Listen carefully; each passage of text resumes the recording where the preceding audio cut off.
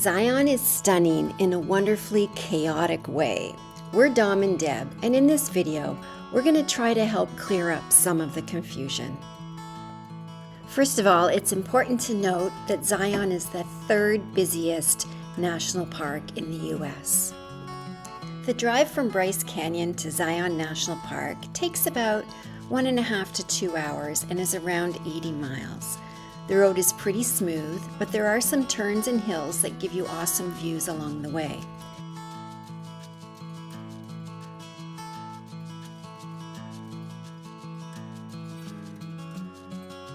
There's been a lot of confusion about getting into Zion from the east entrance.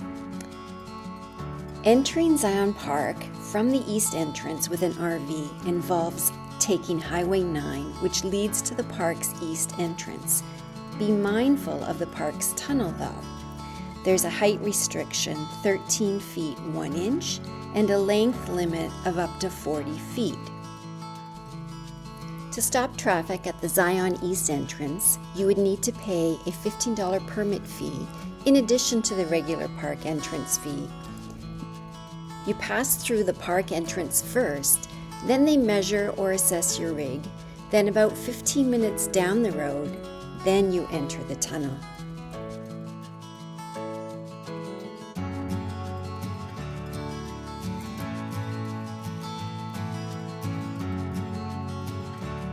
But remember, it's only if you exceed these dimensions to help avoid hitting the tunnel with your rig.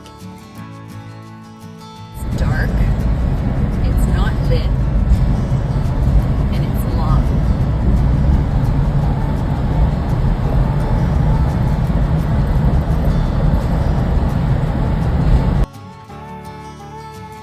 Oh my gosh, this shuttle service, there's got to be an easier way. Don't panic, there is.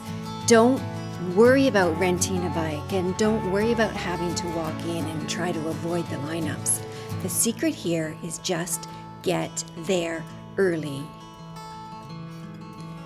We recommend from the visitor center to take the shuttle all the way to the end and then work your way back towards the visitor center.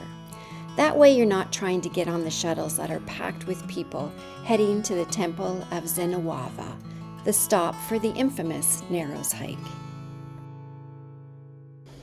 Ah, the Narrows. We'll get to that in a bit. First, let's discuss the lottery for Angel's Landing. Go to Zion National Park site to sign up for the Angel's Landing permit. A non-refundable fee of $6 is charged regardless whether or not you're selected for the lottery. The lottery application is from 12:01 a.m. until 3 p.m. the day before you plan your hike. You will receive an email indicating whether you are successful, but you might want to have a backup plan. And oh my goodness, parking. Just to give you an idea, this is a Sunday morning at 10:30, and the parking is backed up about 5 miles from the visitor center. There are 2 shuttles in Zion, one that transports you from the visitor center down the canyon, and a second shuttle in Springdale. The Springdale shuttle is free, as there isn't enough parking in the national park. If you're near Springdale, you can walk into Zion, but if not, take the shuttle to the park's entrance. Note that parking outside the park can be expensive, with daily rates around $40. Again, pro tip, just get there as early as you can. And now, the Narrows, the backup plan. The Narrows is the narrowest part of the Zion Canyon, and it's one of the top 10 hikes in the world. The trail is 16 miles long and takes you through tall walls of red sandstone, up to 1,500 feet high. You'll see awesome things like cliffs and super cool slot canyons. Since the hike goes through the Virgin River, we rented the dry bib package from Zion Gurus. It's a very popular hike. Start early to avoid the crowds. Because you're walking through the river and shaded by the canyon walls, you won't have the unbearable heat of the Utah springs or summers. Always check for flash flood warnings before you start.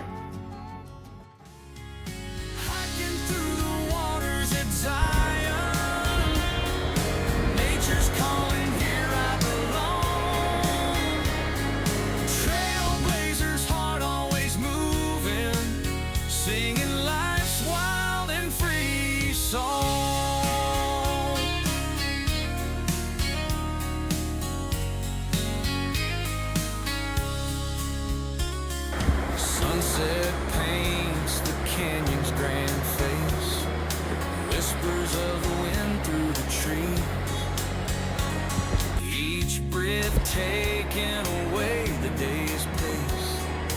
Nature brings me right to my knees, hiking through the waters of Zion. Nature's calling, here I belong. Trailblazers, heart always moving, singing life's wild and free song.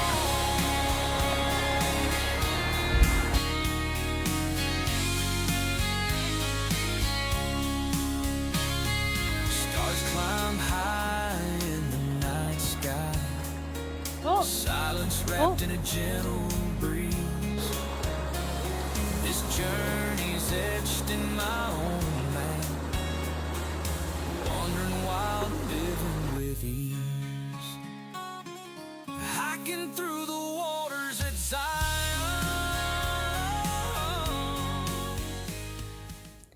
Tebow was at doggy daycare yesterday, link in the description below, when we did the Narrows. So today we treated him to a gorgeous 3.5-mile paved hike called the Paris Trail along the Virgin River in Zion.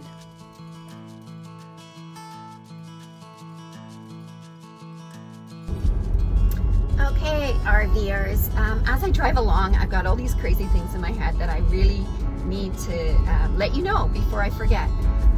Firstly, with Zion National Park, if you want to stay in the park, if you want to stay in Watchman Campground, which is a huge sought-after campground, do not forget to book 5 months in advance. So put that on your calendar. Fabulous campground. We actually missed out on it because we didn't book early enough. So add that to your calendar. Another thing about Zion, we absolutely love the Narrows. Unfortunately, we couldn't do Angel's Landing because it's the lottery process and we did not qualify. And there's a lot of stress over that. It's like, oh, what do we do? What do we do? We applied for the lottery and then it's like, oh well. We did the Narrows, absolutely loved it. I actually probably wouldn't have been able to complete Angel's Landing anyhow, so I was very happy to do the Narrows. What other little tips can I give you? Don't stress over the whole shuttle thing. I know we stressed over it. It's not that bad. We're early birds anyhow, so just get up early, beat the crowds. Don't do it on a long weekend. We did it Memorial Day weekend. Not the smartest move. It's a U.S. holiday. We're Canadians. We don't have that holiday in Canada. So not that weekend. So keep that in mind. Watch out for the long weekends. Don't book it on the U.S. long weekends. And what else? The drive to Zion is spectacular. So I don't know if you're coming from Bryce down, but it's absolutely beautiful. And I'd have to say that was one of my favorite drives from Canada, Ontario, all the way down. I would say my favorite drive was probably between Bryce and Zion. So enjoy the trip and keep following me, and I'll give you as many tips and tricks as I can think of. All right? Thanks for watching.